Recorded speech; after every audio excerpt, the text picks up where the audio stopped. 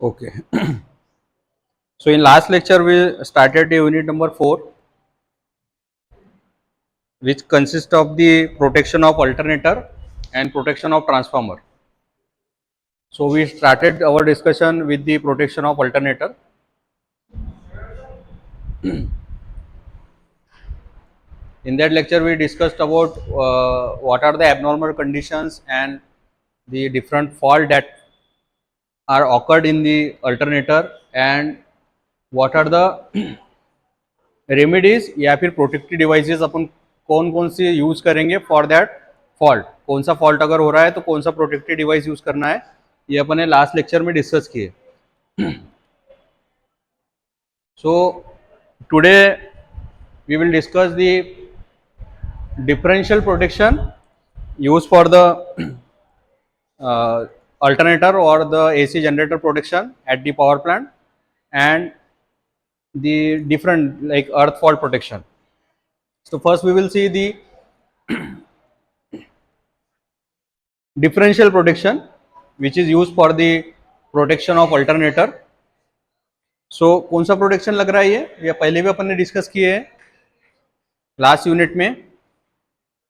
Diagram में से क्या लग रहा है, कौन से टाइप का प्रोटेक्शन है?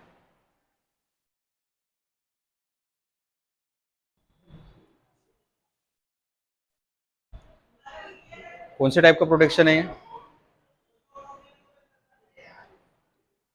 डिफरेंट टाइप्स ऑफ प्रोटेक्शन अपन ने लास्ट यूनिट में भी डिस्कस किए थे. Over current protection, then distance protection में इम्पीडेंस रिले, मो रिले, और कौन सा डायरेक्शनल रिले था, और डिफरेंशियल रिले, ये सब डिस्कस किए थे. उसमें से कौन सा लग रहा है ये? Yes, this is the differential protection. Differential protection तो ये कैसे पहचानेंगे उसको? सिंपल है. किसी भी इक्विपमेंट को जिसको अपने को प्रोटेक्ट करना है उसके दोनों एंड में अगर अपन सीटी लगा रहे हैं और सीटी की सेकेंडरी के अक्रॉस अपन रिले अगर लगा रहे हैं, वो कोई भी रह सकता है. ओवर करंट रिले रह सकता है या फिर अर्थ फॉल्ट प्रोटेक्शन भी रह सकता है, अर्थ फॉल्ट रिले भी रह सकता है. पर ये जो सिस्टम लगी हुई है इस पे से समझ में आ जाता है कि it is a differential protection. So differential protection अपन ने डिस्कस किए थे फॉर दी, या फिर मैंने बताया था वो समय पे, it is generally use for transformer, but for the alternator also we are using the differential protection. क्या हो रहा है उसमें डिफरेंशियल प्रोटेक्शन में? क्या करते हैं अपन जनरली? क्या है basic principle?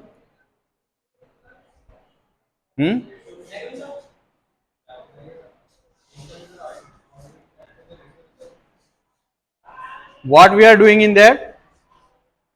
We are connecting two identical cities. Same city नहीं है, आइडेंटिकल सिटीज. जैसे मैंने बताया था आइडेंटिकल और सेम में डिफरेंट है. दो आइडेंटिकल सिटीज को दो वो जो प्रोटेक्टेड इक्विपमेंट है उसके दोनों एंड पे लगाएंगे, और सिटी के जो सेकेंडरी रहेंगे दोनों सिटी के, वो अपन कनेक्टेड करेंगे. प्रोवाइडेड कंडीशन इज दैट उसमें दो सिस्टम थी, एक थी करंट ऑपरेटेड और एक थी वोल्टेज ऑपरेटेड. तो करंट ऑपरेटेड में अपन ने देखे थे provided condition that the current flowing in the secondary of the two CT, दोनों में एक ही डायरेक्शन में करंट फ्लो हो रहा है. ठीक है, उसके अपोजिट वोल्टेज कंट्रोल में क्या हुआ था, अपोजिट ईएमएफ इंड्यूस हो रहा था. तो ये करंट ऑपरेटेड है, तो इसमें क्या रहेगा generally the current flowing in the both the CT are in the opposite direction. So suppose this is the, यहां में से जो करंट जा रहा है ये I1 है और ये I2 है. तो direction of the current will be opposite to each other. ठीक है, उसमें एक मेजर ड्रॉबैक था या फिर उसको कहते हैं लिमिटेशन. मैंने बताया था एक लिमिटेशन था उसको यूज करने के लिए. कौन सा लिमिटेशन था वो? दो तीन बताया था, उसमें से एक इंपॉर्टेंट बताया था मैंने. What are the different limitation या फिर डिसएडवांटेजेस?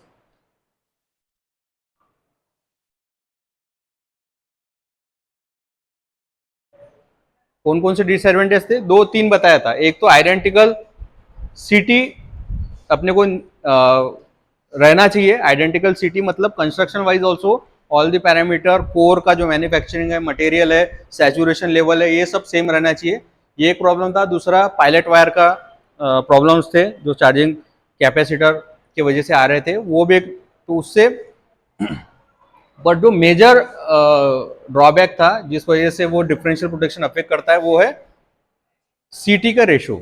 सीटी के रेशो से अगर रेशो आइडेंटिकल नहीं हुआ तो ऑब्वियसली दो अगर आइडेंटिकल सीटी नहीं रहे तो ऑब्वियसली क्या होने वाला है, the current flowing in the secondary of the CT will not be same, though there will be no fault at the protected zone. यहाँ पे कोई फॉल्ट नहीं रहने के बाद भी अगर सीटी रेशियो आपका कॉमन सॉरी आइडेंटिकल नहीं है तो इसमें सेकेंडरी में करंट फ्लो होगा और यहाँ पे उसका क्या होगा, वेक्टर एडिशन होता है। Generally it is not a magnitude only, it is a vector addition. तो वेक्टर एडिशन जो होगा उसमें से रिजल्टेंट करंट कुछ फ्लो होगा और वो आपके रिले कॉइल में फ्लो करेगा, भले ही आपका फॉल्ट नहीं हुआ है पर वो रिले ट्रिप करेगा।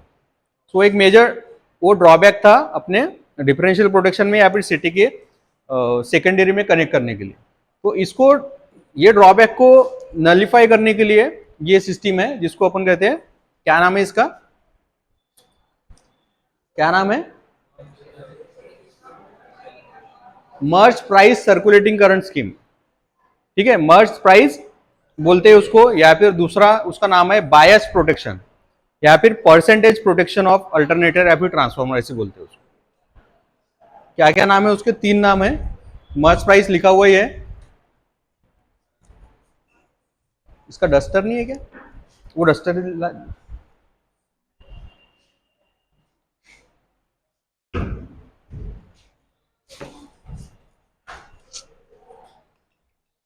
रब भी तो नहीं हो रहा है रे।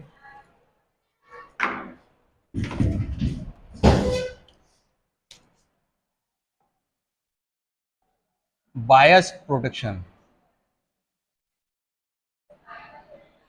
और परसेंटेज प्रोटेक्शन।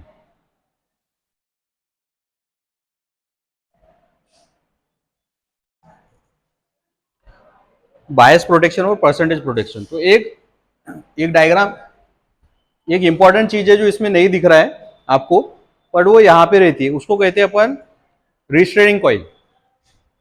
रिस्ट्रेनिंग कॉइल, इसको अगर डायग्राम देखेंगे अपन तो ये समझ लो अल्टरनेटर है, सिंगल फेज में देखते हैं। ये सीटी लगाया अपन ने, CT2 CT1 और ये वाइंडिंग है अल्टरनेटर वाइंडिंग।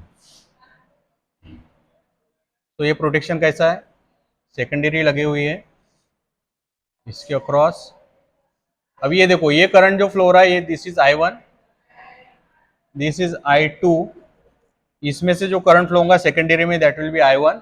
इसमें क्या रहने वाला है, it will be in opposite direction to that, मतलब यहां से I2 करंट फ्लो होने वाला है और ये इस कॉइल में फ्लो हो रहा है, relay coil.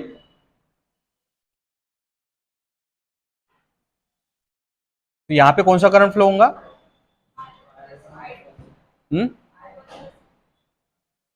I1 plus I2। तो ये अर्लियर इसमें जब अपन ये प्रॉब्लम आता है इसमें I1 प्लस I2 फ्लो होगा। ये वाली स्कीम जो अपन यूज कर रहे हैं इसमें क्या हो रहा है, इसमें क्या हो रहा है, the direction of current change हो रही है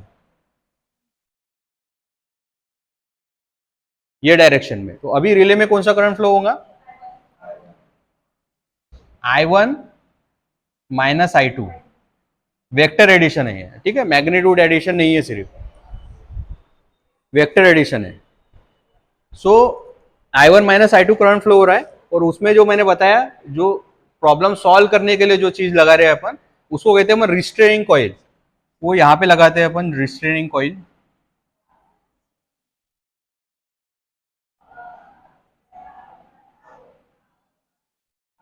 इसमें करंट फ्लो होगा I1 और इसमें करंट फ्लो होगा I2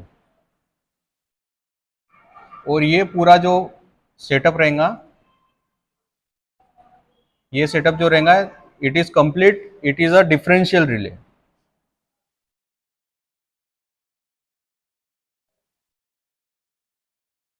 it is a differential relay. अब ये रिस्ट्रेनिंग कॉइल है, इसका क्या काम रह सकता है या फिर क्या मीनिंग रहेगा, रिस्ट्रेनिंग कॉइल मतलब क्या समझ में आता है ये वर्ड में से, रिस्ट्रेनिंग, रिस्ट्रेनिंग का क्या मीनिंग है इंग्लिश में,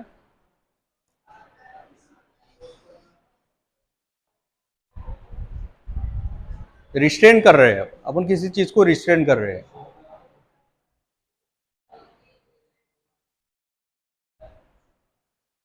किसी चीज को होने से कंट्रोल करना, ठीक है। कंट्रोल करना मतलब जैसे समझ लो, क्या एग्जांपल देंगे अपन,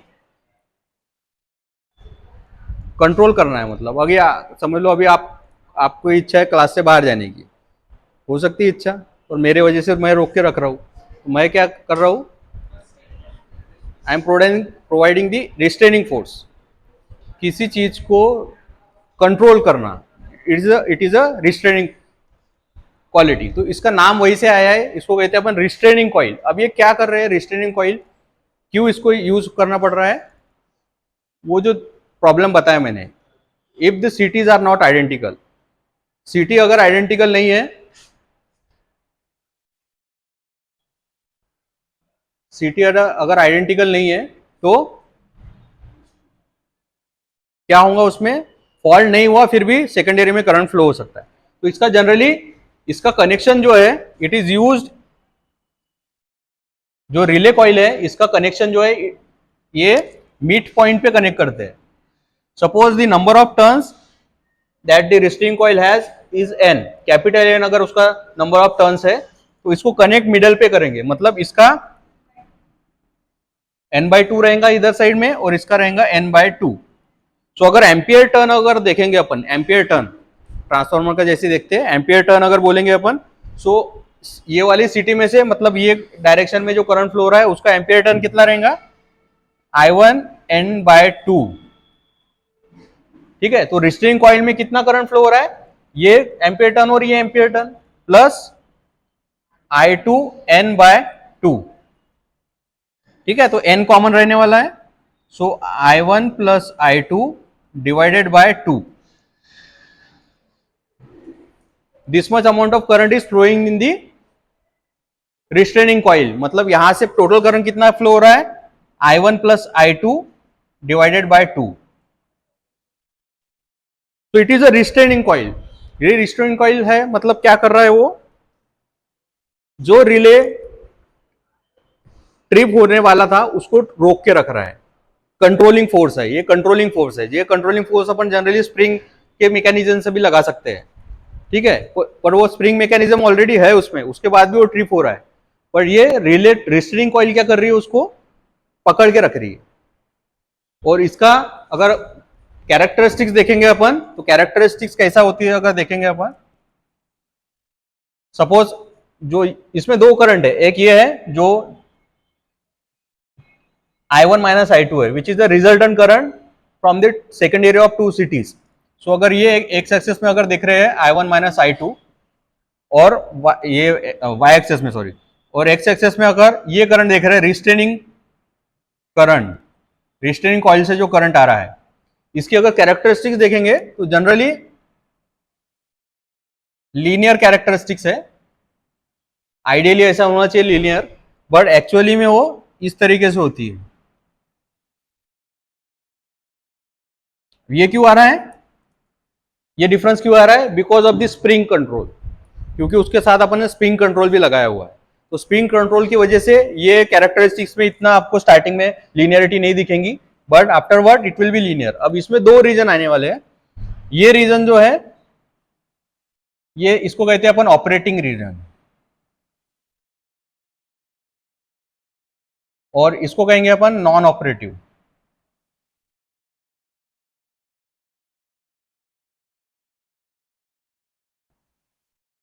तो ये कैरेक्टरिस्टिक्स के हिसाब से वो आइडेंटिफाई कर रहा है, मतलब रीजन कैसा आइडेंटिफाई हो रहा है, देखो ये रीजन में क्या हो रहा है, इन दिस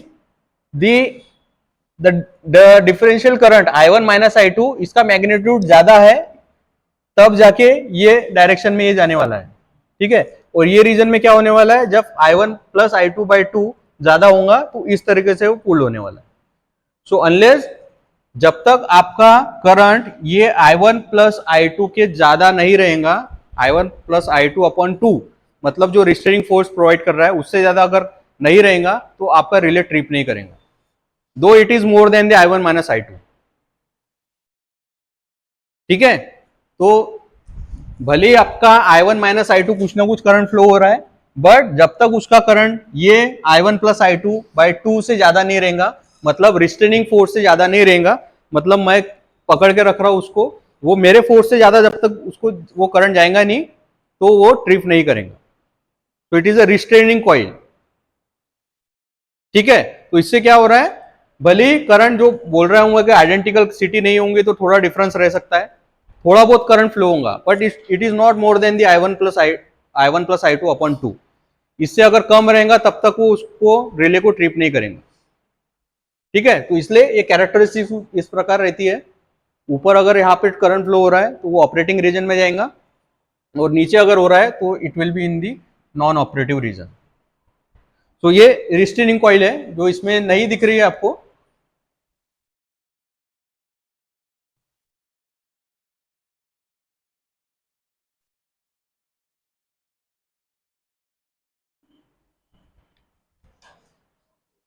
कहा गया ये,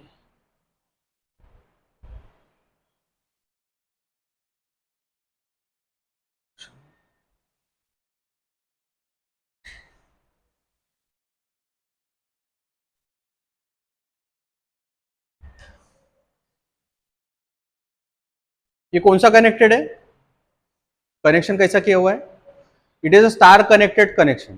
ठीक है, कैसा समझ में आ रहा है, सिटीज को स्टार में लेकर आए, वो तो अभी सिंगल वेज में देखे अपन ने, यहाँ पे क्या किया है, सिटी को स्टार कनेक्शन में किया है, कॉमन पॉइंट है, कनेक्टेड है, वो अर्थ है। ठीक है, स्टार पॉइंट को अर्थ किया है, ऐसा ही डेल्टा में भी रहेगा, वो डिपेंड करेगा आपका अल्टरनेटर जो है वो डेल्टा में कनेक्टेड है या स्टार में कनेक्टेड। जनरली अपने अल्टरनेटर जो पावर प्लांट में लगे वो स्टार कनेक्टेड रहते हैं, उसका न्यूट्रल पॉइंट अपन सॉलिडली अर्थ नहीं करते, उसको कुछ ना कुछ रेजिस्टेंस के थ्रू अर्थ करते हैं। ठीक है, कुछ ना कुछ रेजिस्टेंस से क्यों अर्थ कर रहे हैं, सॉलिडली अर्थ क्यों नहीं कर रहे हैं, टू लिमिट दैट करंट, क्योंकि न्यूट्रल में जनरली कब करंट फ्लो होगा, when there is any type of fault, कुछ टाइप ऑफ फॉल्ट होगा तब वहां पे heavy amount of current flow करेगा, तो वो करंट को लिमिट करने के लिए अपन थ्रू रजिस्टर उसको ग्राउंड करते हैं। तो इसलिए आपको ये अर्थ रजिस्टर दिख रहा है, तो स्टार कनेक्टेड नेटवर्क है, यहाँ पे 3 फेज है, तो यहाँ पे ये डायग्राम में नहीं दिख रहा है, पर वो वहां उस तरीके से यहाँ पे रिस्ट्रेनिंग कॉइल रहेंगी, जिसका मिड पॉइंट पे अपने को रिले के कॉइल कनेक्ट करना है, ताकि उसका जो नंबर ऑफ टर्न्स है दोनों तरफ सेम रहेंगे तभी ये इक्वेशन बनेगा। अगर ये थोड़ा चेंज हुआ तो ये इक्वेशन चेंज होगा, तो इसलिए अपने को it should be connected at the mid point of the coil, ताकि n/2 दोनों तरफ रहे और फिर वो इक्वेशन बने जो रिस्ट्रेनिंग फोर्स अपने को प्रोवाइड कर रहा है।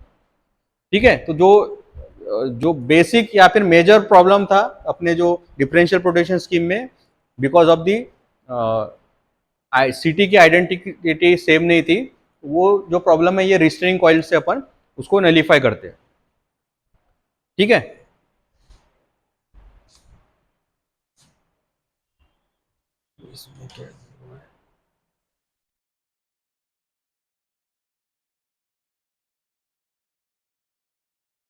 आइडेंटिकल सिटी लगे हुए हैं ये सब, उसको कंस्ट्रक्शन उसका क्या है, आइडेंटिकल सिटी है, स्टार कनेक्टेड है, ग्राउंड अर्थ किया हुआ है, वो सब कंस्ट्रक्शन पार्ट उसमें लिखा हुआ है। ऑपरेशन में देखते हैं क्या है,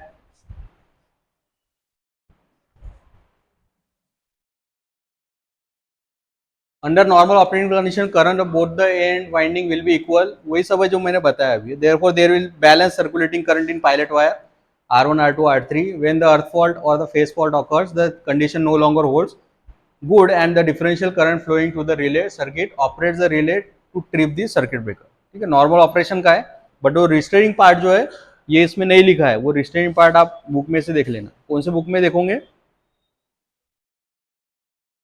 2 बुक का पीडीएफ मैंने डाला हूँ ग्रुप में, देखे क्या उसको ओपन करके, नहीं देखे, उसके पहले बोला था वो बुक जाके लाइब्रेरी में देखो, मुझे पता था कोई नहीं देखेगा तो मैंने उसको डाउनलोड करके ग्रुप में डाला हो फिर भी।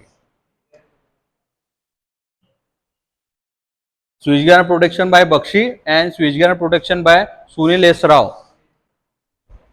दोनों बुक है, उसमें आप थोड़ा उसकी डायग्राम देखो, और बहुत ज्यादा डिटेल में है, उसको अगर जनरली देखेंगे आप,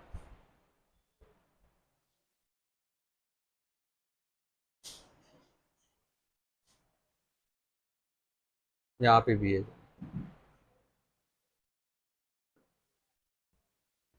बख्शी की बुक है। यस दिस, ये देखो ये पार्ट बायस डिफरेंशियल रिले। अभी बायस और डिफरेंशियल, बायस क्यों बोल रहे हैं? बायस्ड है मतलब, बायस्ड मतलब क्या है? It is a balanced. Balance क्यों कर रहे हैं? ये यहाँ पे बैलेंस कर रहे हैं। और दूसरा जो नाम है परसेंटेज, कितना परसेंटेज ऑफ वाइंडिंग इसका कैलकुलेशन होगा उसके हिसाब से उसका नाम है। With respect to I one minus I two, कितना परसेंटेज में I one plus I two by two होना चाहिए, उसके हिसाब से उसका नाम है परसेंटेज बायस्ड। अब वो जो कितना परसेंट रहना चाहिए उसका कैलकुलेशन है पूरा, ये आप देखोगे थोड़ा सा इसमें। अभी इतनी चीजें वो बुक का बताना पॉसिबल नहीं है, पर ये इसमें, ये देखो ये पूरे कैलकुलेशन दिखेंगे इसमें आप, ये कैरेक्टरिस्टिक जो मैंने बताया, और उसका रिलेशन के लिए एक डेरिवेशन है पूरा। अभी वो इतना सिलेबस आपको है नहीं इसलिए मैं उतना बताया नहीं हूँ डेरिवेशन कि ये आई one plus I two by to, I one minus I one के कितने रिलेशन में रहेगा उसका डेरिवेशन, तो ये बुक में दिया है। कभी समय रहा, समय वैसे आपके पास बहुत कम रहता है, पर कभी रहा गलती से तो बुक इसीलिए मैंने ग्रुप में डाला हूँ, कम से कम नजर तो जाएंगी कि क्या दिया हुआ है। अब ये बुक में उस ये टॉपिक कम से कम 5-6 पेज का टॉपिक है, वो इतनी चीज जो मैंने बताया। ठीक है, अब आपके पास जो बुक है उसमें 1 पेज में 1.5 पेज में होगा वो, तो इसलिए ये बुक इससे भी ज्यादा और डिटेल में पढ़ना है तो ये दूसरी बुक है। अब इसके कितने पेजेस है दिख रहे हैं आपको? 397। ये बुक आप पढ़ लोगे पूरा, आप जितना डिटेल में किसी यानी हर चीज जो डिटेल में दी है वो है सुनील एसराव। ये आपको डिप्लोमा में काम में आएंगी, आपके डिग्री में काम में आएंगी, एमटेक में काम आएंगी, पीएचडी करना है तो भी काम में आएंगी। इतने डिटेल में दिया है उसमें, 690 पेजेस। मैंने लास्ट टाइम भी बताया था, बहुत मोटी बुक है इसलिए पढ़ने की इच्छा नहीं होती है, पर हर एक चीज आप उसमें देखोगे। रिले का भी अगर दिया हुआ है, एचवीडीसी भी है उसमें, एचवीडीसी है इकोनॉमिक कंसिडरेशन, ट्रांसमिशन डिस्ट्रीब्यूशन में था आपका, और पूरे टाइप के सर्किट ब्रेकर है।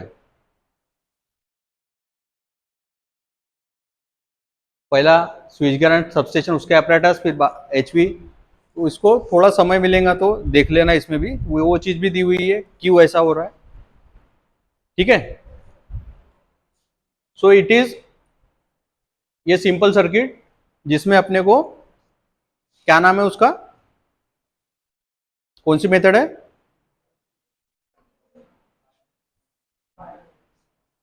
नाम क्या है इसका, ये अभी देखे ना नाम, मर्ज प्राइस। मर्ज प्राइस सर्कुलेटिंग करंट, मर्ज प्राइस भी याद रखे तो भी बहुत है। मर्ज प्राइस प्रोटेक्शन स्कीम, या फिर बायस प्रोटेक्शन स्कीम, या फिर परसेंटेज बायस डिफरेंशियल प्रोटेक्शन स्कीम, जो अल्टरनेटिव के अपन यूज कर रहे हैं। सेकेंड टाइप ऑफ फॉल्ट जो है वो जनरली जो हो रहा है वो मॉडिफाइड। मॉडिफाइड मतलब इसमें क्या कर रहे हैं? The first type of fault is only because for the only for the line to line fault या फिर शॉर्ट सर्किट फॉल्ट। मॉडिफाइड में क्या किया है? मॉडिफाइड में it included the earth fault protection also. Earth fault protection also मतलब अर्थ fault भी अगर हो रहा है तो भी वो रिले ट्रिप करेंगे। पहले इसमें सिर्फ फेस टू फेस फॉल्ट अगर हो रहा है, मतलब वाइंडिंग में कोई फॉल्ट हो रहा है तो वो डिटेक्ट कर रहा था, उसको मॉडिफाई किया गया है ये सर्किट में, और उसमें अर्थ फॉल्ट भी इंक्लूड किया है। अब अर्थ फॉल्ट में जैसे बताया मैंने, ये भी कुछ इसको कहते हैं अपन restricted earth fault protection, restricted earth fault protection या फिर परसेंटेज अर्थ फॉल्ट प्रोटेक्शन, ऐसा नाम है उसका। क्यों ऐसा है? क्योंकि ये सिस्टम से भी आपको 100% प्रोटेक्शन नहीं प्रोवाइड होता है। ये सिस्टम से भी 100% प्रोटेक्शन नहीं प्रोवाइड होता है। अब इसमें ये चीजें, मैं ये प्रेजेंटेशन में ये चीजें बता रहा हूं ज्यादातर जो इसमें नहीं लिखा है। ठीक है, वो जो लिखा है वो तो पढ़ ही लोगे, जो नहीं लिखा है वहां पे वो चीजें मैं बता रहा हूँ। वो प्रोटेक्शन का भी मैंने वही चीज बताया, इसमें भी वही बता रहा हूँ जो इसमें ऑपरेशन में नहीं दिया हुआ है। रिस्ट्रिक्टेड क्यों बोला गया है इसमें? ये दिख रहा है आपको, इसमें क्या किया है, जनरली 2 फेजेस है उसके अक्रॉस कॉइल लगाया है, और जो अर्थ फॉल्ट के लिए एक फेज और एक अर्थ के अक्रॉस रिले, अर्थ रिले लगाया है, और उसके अक्रॉस यहाँ पे न्यूट्रल में कनेक्ट किया जैसे पहले भी किए थे अपन ने। अब ये रिस्ट्रिक्टेड क्यों बोल रहे हैं इसमें? ये अर्थ फॉल्ट रेजिस्टेंस क्यों रखा है ये मैंने बताया। क्यों? The neutral point of the alternator, अपन कुछ ना कुछ रेजिस्टेंस के थ्रू उसको ग्राउंड कर रहे हैं, वो मैंने रीजन बताया कि बहुत ज्यादा करंट है उसको रिस्ट्रिक्ट करना है। बट अब ये प्रोटेक्शन में क्या हो रहा है, as it is a neutral point, यहाँ पे न्यूट्रल पॉइंट रहने वाला है, तो मतलब उसमें जब बैलेंस कंडीशन रहेंगी या फिर जब अपनी सिस्टम नॉर्मल रहेंगी, उसमें से कोई भी करंट फ्लो होने वाला नहीं है, क्योंकि सब करंट कैंसल हो रहे हैं, वेक्टरली कैंसिल हो रहे हैं, वेक्टर एडिशन में कैंसिल हो रहे हैं, और उसमें से कोई करंट फ्लो नहीं हो रहा है। कब करंट फ्लो होगा, व्हेन सिस्टम बिकम्स अनबैलेंस या फिर कोई फॉल्ट हो रहा है, तब जाके उसमें से करंट फ्लो होने वाला है। सो दी यहां पे अगर वोल्टेज देखेंगे अपन with respect to the earth, with respect to the earth at of the neutral point, neutral point पे विथ रिस्पेक्ट टू अर्थ अगर वोल्टेज देख रहे हैं अपन, it will be very low, ये बहुत कम रहने वाला है जनरली, ठीक है, क्योंकि न्यूट्रल है तो उसमें ऑलरेडी उसका पोटेंशियल जो कम है। विथ रिस्पेक्ट टू अर्थ देखेंगे अपन तो वो कम ही आने वाला है। सो जब ये प्रोटेक्शन अपन प्रोवाइड कर रहे हैं तो यहाँ पे अपने को जो पोटेंशियल मिल रहा है या फिर वोल्टेज मिल रहा है ये बहुत कम है, और उसमें से अगर करंट फ्लो हो रहा है, समझ लो कहाँ पे, at nearer to the earth point, nearer to the earth point, यहाँ पे नहीं, ये भी आप न्यूट्रल पॉइंट है अल्टरनेटर का, but the point which is near to the earth, जहां पे अर्थ किया हुआ है वहां पे आप पर अगर वोल्टेज देखेंगे it is very low. So voltage अगर कम रहेगा और कोई फॉल्ट अगर हो रहा है तो उससे प्रोपोर्शनेट करंट उसमें फ्लो करेगा। सो उसमें जो करंट फ्लो करेगा that will be very less as compare to the current flowing in the neutral of the alternator. वो यहाँ पे जो पॉइंट है यहाँ पे वो करंट बहुत कम रहेगा, which is very less to trigger the relay coil, to trigger the relay coil, relay coil को एनर्जाइज करने के लिए बहुत कम रहने वाला है वो। सो जिस वजह से क्या होगा, आपका ये जो पार्ट है न्यूट्रल पार्ट और ये जो पूरा प्रोटेक्शन सिस्टम दिख रही है, यहाँ पे अगर कोई फॉल्ट हो रहा है तो रिले ट्रिप करेगा, but nearer to the earth fault, यहाँ पे अगर अर्थ के पॉइंट के पास अगर कोई फॉल्ट हो रहा है तो वो उसको डिटेक्ट नहीं कर पाएगा, क्योंकि उसके वजह से जो करंट फ्लो हो रहा है वो रिले के सेटिंग से पिकअप वैल्यू से कम रहने वाला है। तो भले ही फॉल्ट हो गया है बट वो डिटेक्ट ना करते हुए उसको ट्रिप नहीं करेंगे, जिस वजह से क्या हो सकता है, जिस वजह से ये जो करंट यहाँ पे जो एक्सटर्नल ज्यादा देर तक करंट फ्लो होगा वो फॉल्ट करंट, और ये पूरी आपकी वाइंडिंग जल सकती है क्योंकि रिले ट्रिप ही नहीं कर रहा है। ये हो सकता है उसका फिर क्या कहेंगे उसको, एक्सपांड हो सकता है, एक्सपेंशन हो सकता है, जनरेटर से वो फिर टरबाइन की तरफ जा सकता है या फिर इधर बस की तरफ फॉल्ट वो ट्रिगर होते हुए जा सकता है, पूरी पावर सिस्टम अपनी ट्रिप हो सकती है। सो इसलिए उसको कहते हैं ये फॉल्ट में क्या कर रहा है, it is a restricted earth fault protection, earth fault protection provide कर रहा है, पर रिस्ट्रिक्टेड कहां पे है ये, near to the earth point of the alternator, जहां पे अल्टरनेटर का न्यूट्रल पॉइंट अपन ने अर्थ किए वहां पे अगर उसके नियर अब और अगर फॉल्ट हो गया तो ये प्रोटेक्शन काम नहीं आएगा। बाकी कहीं पे भी अगर फॉल्ट हो गया तो वो फेज फॉल्ट को भी काम करेगा और अर्थ फॉल्ट के लिए भी काम करेगा। तो इसलिए उसका दूसरा नाम जो है मॉडिफाइड इसको बोलते हैं, या फिर उसको बोलते हैं अपन रिस्ट्रिक्टेड अर्थ फॉल्ट प्रोटेक्शन। तो इसमें वर्क कैसा कर रहा है वो देखो, two phase element PC and PA and the balancing resistor BR are connected in star and earth relay is connected between the star point and the fourth wire of the circulating current। ये दो phase इसके across लगाया है अपन ने, phase fault, और ये relay coil यहाँ पे लगी हुई है। ऑपरेशन क्या है देखो, under the normal operating condition current at the two ends will be equal, therefore there is balanced circulating current in the phase pilot wire and no current flows to the operating coil of the relay, consequently the relay remains inoperative if the fault occurs on the any one phases out of balanced secondary current। और जिसमें से S1 और S2, S1 और S2 क्या है देखो, ये pilot wires है, जब फॉल्ट होगा तो इसमें करंट फ्लो करेगा ऐसा बोल रहा है। S1 and S2 to the neutral of the current transformer. This will cause the operation of the earth relay only. If the fault occurs between two phases, the out of the balance current will circulate in the two transformer secondaries PA, BR, PC। मतलब उसने क्या बोला है, अगर अर्थ fault हो रहा है, अगर अर्थ फॉल्ट कहीं होगा तो क्या होगा उसमें, ये सेकेंडरी सिटी के जो पायलट वायर है इसमें करंट फ्लो होगा, जिसमें से वो अर्थ रिले के कॉइल में जाएगा, वो ट्रिप करेगा, और अगर फेज फॉल्ट हो रहा है तो ये दोनों फेज में कहीं तो भी फॉल्ट होगा, इसमें ये यहां से सेकेंडरी करंट आएगा और ये रिले के कॉइल को एनर्जाइज करेगा। तो अगर अर्थ फॉल्ट हो रहा है तो ये कॉइल को रिले कर ट्रिप करेगा, और अगर फेज फॉल्ट हो रहा है तो ये कॉइल से वो ट्रिप करेगा। तो दोनों फॉल्ट का प्रोटेक्शन अपन ने इसी स्कीम में लगाए हुए हैं, जो अर्थ फॉल्ट प्रोटेक्शन के लिए भी यूज कर रहे हैं, और for phase fault also it is providing the protection for the alternate.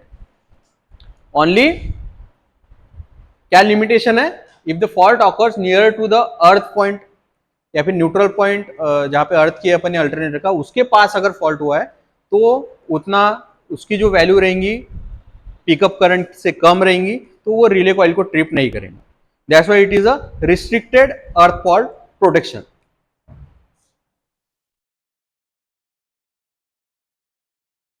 इसके बाद का जो फॉल्ट है, लास्ट लेक्चर में बहुत जन नहीं थे, लास्ट लेक्चर में मैंने बताया था कि अल्टरनेटर में कौन कौन से टाइप के फॉल्ट हो सकते हैं। तो स्टेटर में अपन ने देखे थे कि 3 टाइप के फॉल्ट, जिसमें एक था फेस टू फेस फॉल्ट हो सकता है, then phase to ground fault हो सकता है, और तीसरा मैंने बोला था इंटरटर्न फॉल्ट। उसमें भी जनरली इंटरटर्न फॉल्ट कम होगा when we have the multi turn coil for the alternator. Multi turn coil single coil से नहीं बनने वाला है, सिंगल कॉइल अगर रहेगा तो ये इंटरटर्न फॉल्ट नहीं होने वाला है, मल्टीपल कॉइल रहने वाला है, और उसका इंसुलेशन अगर ब्रेकडाउन हुआ तो आपस में शॉर्ट होंगे और वहां से ये इंटरटर्न फॉल्ट आएंगे। तो पहला 2 फॉल्ट जो है उसके लिए प्रोटेक्शन देखे ने अपन ने, एक है फेस टू फेस फॉल्ट हुआ है तो मस्ट प्राइस में देखिए, मॉडिफाइड में अर्थ फॉल्ट के लिए भी अपन ने डिस्कस किए। तीसरा जो फॉल्ट है वो यहाँ पे उसके लिए प्रोटेक्शन यूज करेंगे, इसको कहते हैं अपन inter-turn fault. Inter-turn fault 3 phases है, जिसमें कॉइल जो है कौन सी है, it is not a single turn coil ना, एक सिंगल कॉइल नहीं है, इट इज अ मल्टी। यहाँ पे 2 दिखा रहा है पर नंबर ऑफ टर्न्स ऐसे रहने वाले हैं, S1 S2 S1 S2 S1 S2। ये एक फेज है, दूसरा फेज RYB, इसमें सिर्फ 2 दिखा रहे हैं, इसमें नंबर ऑफ कॉइल और रह सकती है, मल्टी टर्न कॉइल। ये है वो क्या कहेंगे उसको, winding, multi turn coil winding है वो। सो एक ही फेज के S1 और S2 2 कॉइल है, इसमें क्या किया अपन ने, ये 2 कॉइल के अक्रॉस सिटी कनेक्ट किए और उसके अक्रॉस रिले कनेक्ट किए। This is R1 is relay, ये R1 जो दिख रहा है ये रिले कनेक्ट किए, जो कौन सा फॉल्ट डिटेक्ट कर रहा है, इंटरटर्न फॉल्ट। अब इसमें क्या होगा, अगर नॉर्मल कंडीशन में ऑपरेट हो रहा है तो इसमें ये सिटी के सेकेंडरी में कोई करंट फ्लो होने वाला नहीं है, but when there is a short circuit, ये दोनों के बीच में अगर शॉर्ट सर्किट हो रहा है तो सिटी के सेकेंडरी में कुछ ना कुछ करंट फ्लो करेगा। ये जैसे फ्लो करेगा ये रिले उसको सेंस करेगा और सिस्टम को सर्किट ब्रेकर को ट्रिप होने का सिग्नल प्रोवाइड करेंगे। ठीक है, ये सिटी अलग है, ये देखो ये कौन सा प्रोटेक्शन प्रोवाइड कर रहा है, ये अर्थ फॉल्ट या फिर phase to phase fault provide करेगा, पर इंटरटर्न के लिए ये वाला फॉल्ट है। तो ये इसको कहेंगे और मॉडिफाइड बोलेंगे, जिसमें अपन इंटरटर्न फॉल्ट भी डिटेक्ट कर रहा है, फेस फॉल्ट भी डिटेक्ट कर रहा है, और फेस टू ग्राउंड फॉल्ट भी डिटेक्ट कर रहा है। पहले जो देखे थे सिर्फ फेस फॉल्ट डिटेक्ट कर रहा था, उसके बाद फेस फॉल्ट और ग्राउंड फॉल्ट दो डिटेक्ट कर रहा था। ये जो स्कीम है इसमें तीनों फॉल्ट जो है वो डिटेक्ट करेंगे। सो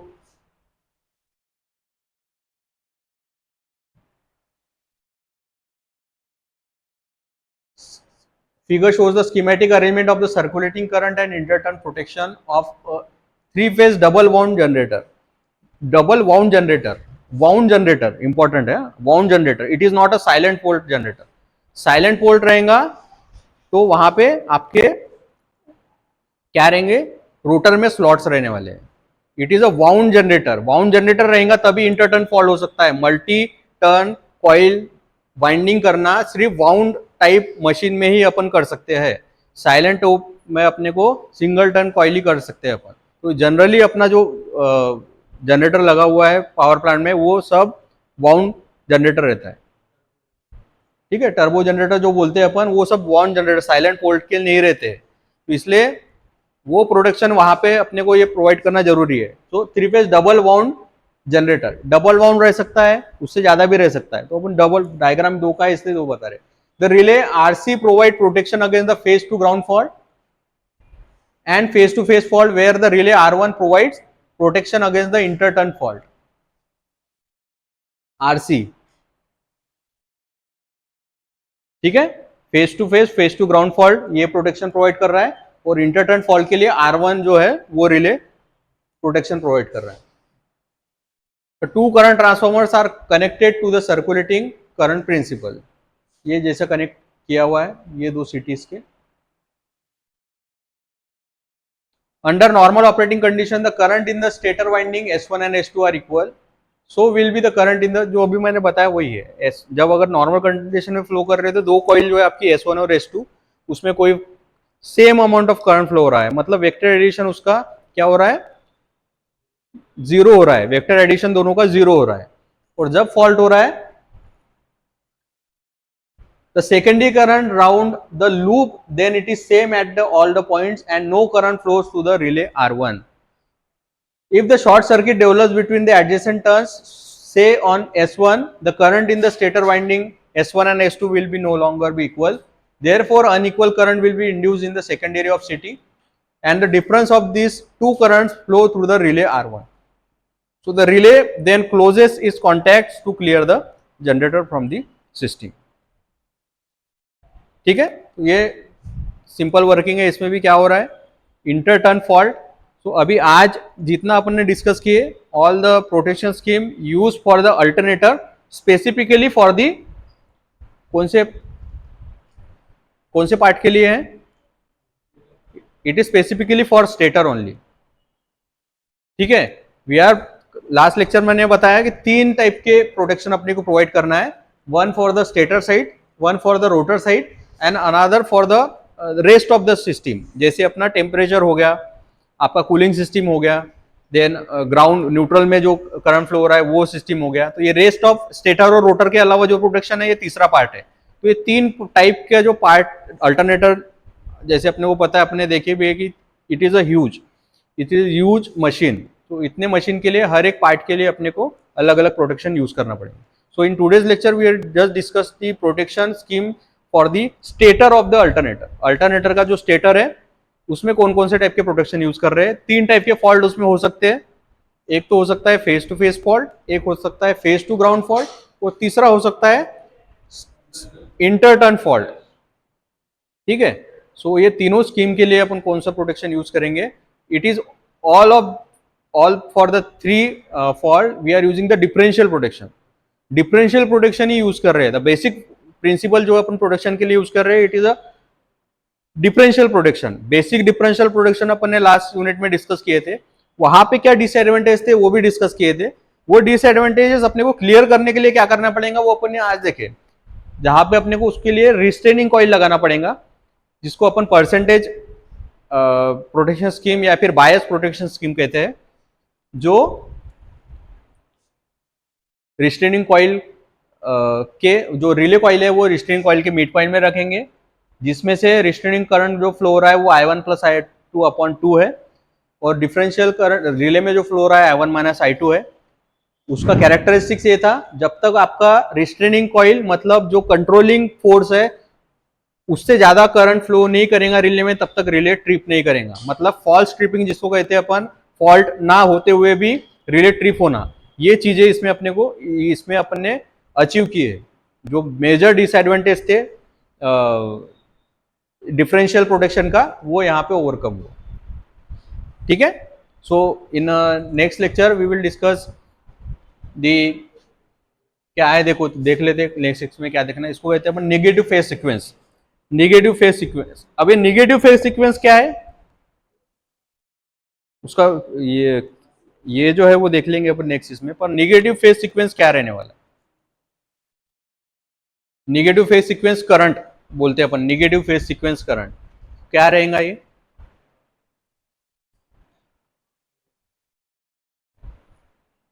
बता सकते हैं कोई आइडिया? नहीं, वो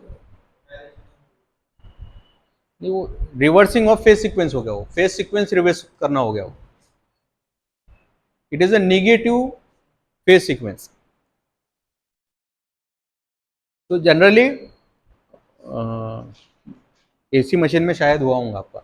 जनरली अपना, या फिर अपन ने स्टार्टिंग में जब देखे थे, जिसको कहते हैं अपन बैलेंस सिस्टम और अनबैलेंस सिस्टम। बैलेंस सिस्टम क्या है, अनबैलेंस सिस्टम क्या है, ये अपन ने देखे थे।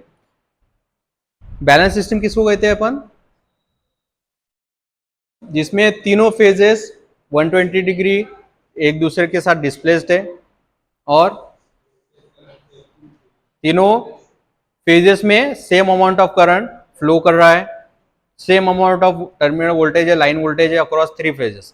ये जनरली अपना बैलेंस सिस्टम इसको कहते हैं। अनबैलेंस सिस्टम क्या कहेंगे, इसमें से कुछ नहीं हो रहा है समझ लो, क्योंकि समझ लो 3 फेज में से एक फेज में ज्यादा करंट आ रहा है, दूसरे में कम आ रहा है, या फिर 120 डिग्री से वो डिस्प्लेस नहीं है एक दूसरे के साथ, तो ये हो गए अनबैलेंस सिस्टम अपनी। सो उसमें जब बैलेंस सिस्टम रन करते हैं, एट दैट पॉइंट करंट जो फ्लो कर रहा है सिस्टम में, उसको कहते हैं अपन पॉजिटिव सीक्वेंस करंट, उसको कहते हैं अपन पॉजिटिव सीक्वेंस करंट, ठीक है। और जब अनबैलेंस सिस्टम होती है, तब उस समय पे दो करंट फ्लो होते हैं, एक रहता है पॉजिटिव सीक्वेंस करंट, और उसके अलावा दूसरा और एक करंट आता है, उसको कहते हैं negative sequence current. So negative sequence current कब आता है, व्हेन सिस्टम बिगिन अनबैलेंस। और अनबैलेंस कब होने वाली है, when there is any type of fault. जब कोई टाइप का फॉल्ट होगा उसमें, तभी आपकी सिस्टम अनबैलेंस होने वाली है, जिस वजह से आपके सिस्टम में नेगेटिव सीक्वेंस करंट भी फ्लो कर रहा है। तो कुछ पार्ट जो है पॉजिटिव सीक्वेंस करंट, जो हेल्दी करंट बोलते हैं, वो फ्लो कर रहा है, और ये नेगेटिव सीक्वेंस करंट भी फ्लो कर रहा है। अब ये नेगेटिव सीक्वेंस करंट क्या प्रॉब्लम कर रहा है सिस्टम में, नेगेटिव सीक्वेंस करंट क्या प्रॉब्लम कर रहा है सिस्टम में। पहला जो है, it is inducing the high frequency signals in the system. जैसा अपना नॉर्मल फ्रीक्वेंसी और पावर फ्रीक्वेंसी पे करंट है अपने सब 50 हर्ट्ज पे, तो ये नेगेटिव सीक्वेंस करंट जो है ये हायर फ्रीक्वेंसी पे होते हैं। सो हायर, जिसको कहते हैं अपन क्या कहते हैं उसको, हायर फ्रीक्वेंसी जो आते हैं सिस्टम में, ट्रांजिएंट भी बोल सकते हैं उसको, ट्रांजिएंट या सब ट्रांजिएंट सिस्टम बोल सकते हैं उसको। तो ये हाई फ्रीक्वेंसी करंट इंड्यूस करते हैं, जिसकी वजह से क्या होगा, एक तो टेम्परेचर बढ़ेगा, और दूसरा एक इंपॉर्टेंट चीज है जो बहुत मेजर ड्रॉबैक है ये नेगेटिव सीक्वेंस करंट का, ये क्या करती है, ये मशीन को, या फिर समझ लो अल्टरनेटर की बात कर रहे हैं अपन, ये अल्टरनेटर को इट सपोर्ट करता है, it should work as a near to motor.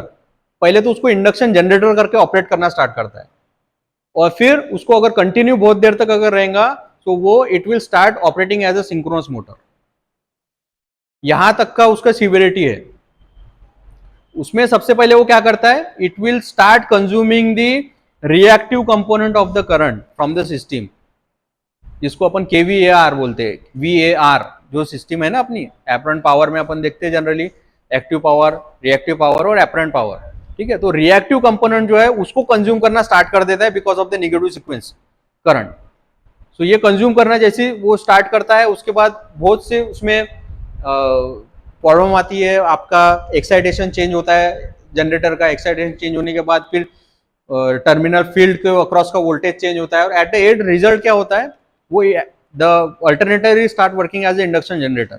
और फिर उसको, बट व्हेन, जब मैं बोल रहा हूं कि it will start working as a motor, इसका मतलब ये नहीं है कि वो पूरा पावर कंज्यूम करने वाला है। मतलब कितने, समझ लो अदानी में अपन ने देखे कितने मेगावाट का पावर प्लांट था, या फिर अल्टरनेटर था, वो 650 मेगावाट का था। तो अगर उसमें ऐसा कुछ प्रॉब्लम हो रहा है, तो इसका मतलब ये नहीं कि वो मोटर बन जाएगा और 650 सिस्टम में से ड्रॉ करेगा। It will consume a small percentage of power. समझ लो उसके 5% पावर वो कंज्यूम करना स्टार्ट करेगा। क्यों 5% हो रहा है, because it start consuming the reactive component of the power. Reactive component सिर्फ कंज्यूम करता है वो। सो ऐसा नहीं है कि वो 650 है तो सिस्टम में से 650 पूरा ले लेगा, उसका 5% भी ले रहा है समझ लो, तो भी वो कंज्यूम करना स्टार्ट करेगा। बट दूसरा उसमें ड्रॉबैक क्या है, मेजर ड्रॉबैक, आपको 650 पावर वो नहीं दे रहा है, ये ज्यादा ड्रॉबैक है। भले वो सिस्टम से ड्रॉ कर रहा है वो तो ठीक है, पर आपको जो 650 मेगावाट मिलना चाहिए था वो आपको नहीं मिल रहा है। मतलब आपके ग्रिड में उतना पावर सडनली कम हो गया है। सो वो अगर हो गया तो आपकी सिस्टम फेल हो सकती है पूरी।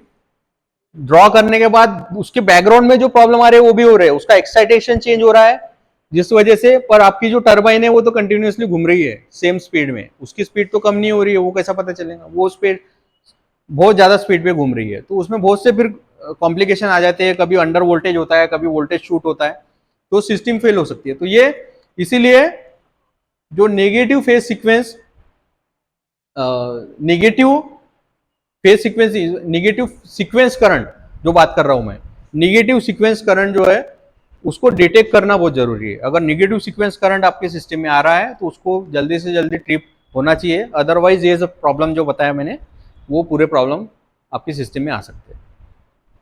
ठीक है, so in next lecture we will discuss about the negative sequence या फिर नेगेटिव फेज सीक्वेंस होने के बाद, या फिर जो इसने बोला डायरेक्शन ऑफ फेजेस या फिर डायरेक्शन ऑफ करंट अगर चेंज हो गए तो उसके लिए कौन सा प्रोटेक्शन यूज करना है अपने को। तो ये सब चीजें अपन नेक्स्ट लेक्चर में डिस्कस करेंगे। तो आज के लेक्चर में किसी को कोई डाउट, आज जितना डिस्कस किया अपन ने इसमें किसी को डाउट? ये जो पार्ट है रिस्ट्रेनिंग कॉइल का, इसको थोड़ा, वो बुक मैंने दिया हुआ ऑलरेडी, उसमें थोड़ा पढ़ के देखो, एक ही पेज पढ़ना है, ज्यादा नहीं पढ़ना है। अभी इसके बाद ही 5 मिनट में पढ़ के हो जाएंगे, थोड़ा उसको पढ़ोगे तो और थोड़ा डिटेल में समझेगा।